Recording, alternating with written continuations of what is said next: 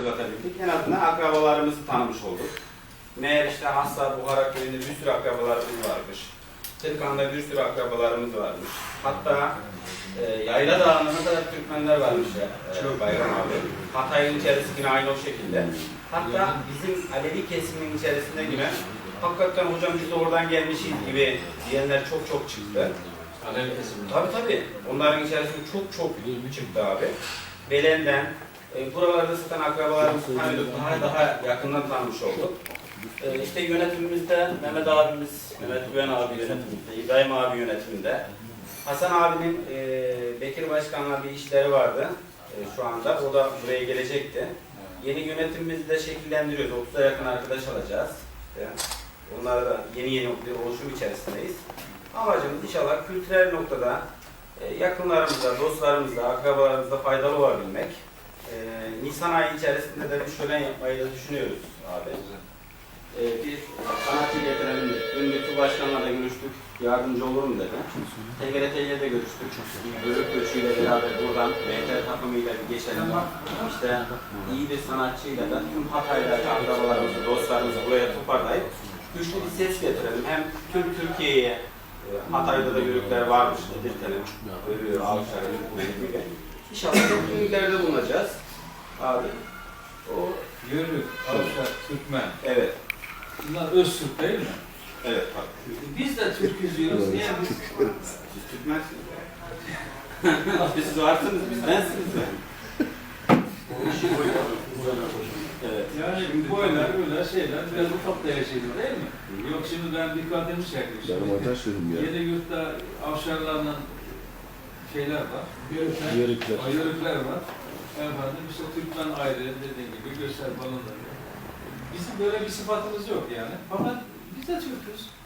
Abi sen öz şeysin yani. Yok. Sanki Yörükler daha öz Türkmüş gibi geliyor bana. Şöyle abi, ben şöyle, bizim buraya aslımız 11. yüzyılda aslında Horasan'dan göçebelerle başlıyor. İlk şeyde Süleyman Şah'ın mesela o Suriye'de göçebelik olayı, Ertuğrul Gazi'nin oradan geçişi bu şekilde ve Osmanlılar ondan sonra hep bizi kıyılara, hareketli kesimi kıyılara atıyor. Hatta bizim burada 100 tane bey yaşıyor Amanos dağlarında. 1565-70'li yıllarında Sokullu Mehmet Paşa bu 100 tane beyi Tatarlar köyüne çağırıyor. Çünkü hareketli Osmanlı'ya da hep isyan ediyor bunlar. Askeri yapıyor. Bir tanesi askeri olmuyor. Deli Bekir köyünden geliyor. Deli Bekir. Ben diyor Osmanlı'nın askeri olmam diyor. Yürüyen hareketli kısmı olan abi. Yörük diyorlar. Yörüğün yerleşim haline Türkmen deniliyor. Türkmen yörüğün Evet. Türkmen şehirli yörük köyü. Evet. Asıl değil ya. Asıl değil. Ben onu anlatmaya çalışıyorum. Öyle biliyorum. Doğru. Tabii bunlar tabii adı yörük olsa, Türkmen de olsa bu milletin asli unsuru. Tabii. Asli unsuru. Tabii şimdi tarih boyunca milleti millet yapan bir takım değerler var. Biz de Türk milletini tarih sahnesinde var kılan, değerler manzumesiyle bugüne taşıyan, onların yani millet hayatında yaşayan gelen önemli kültürel özellikler. İşte tabii dini, dili, efendim, soy kimliği, ondan sonra tarih şuuru, folkloru, musikisi, güzel sanatları, edebiyatı, bunların hepsi bir millet hayatında manzuma olarak birleştiği zaman işte milli kültür harcını oluşturuyor. Bu milli kültür harcını oluşturmak, bu milli kültür harcını oluşturan milletin fertleri bu değerlere sahip çıka gelen bugünlere taşımış. Yani millet hayatımızdaki önemli faktör, yani bu ana değerlerin yaşayarak gelinmesi. Mesela bizim hala bak, dünya milletlerine baktığı zaman yani Türk milletinin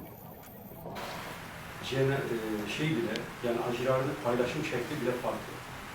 Acılarını paylaşarak yüreklere su serpip diğer kardeşinin, aile yakınının veya arkadaşının, dostunun acısını hafifletmeyi seçmiş.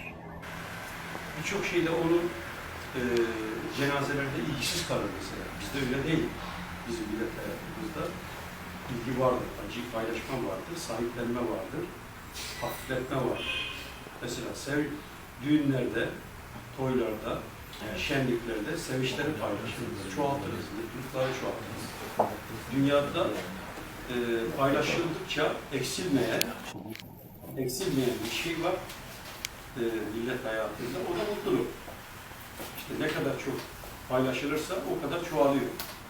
Gönüllerde o kadar çok inkişaf ediyor. Aynı şekilde mesela mezarlıklarımız dahi bir kültür malzumesidir. Yani o gece taşları, ondan sonra bir milletin sicil defterleri, yani o mezar taşları.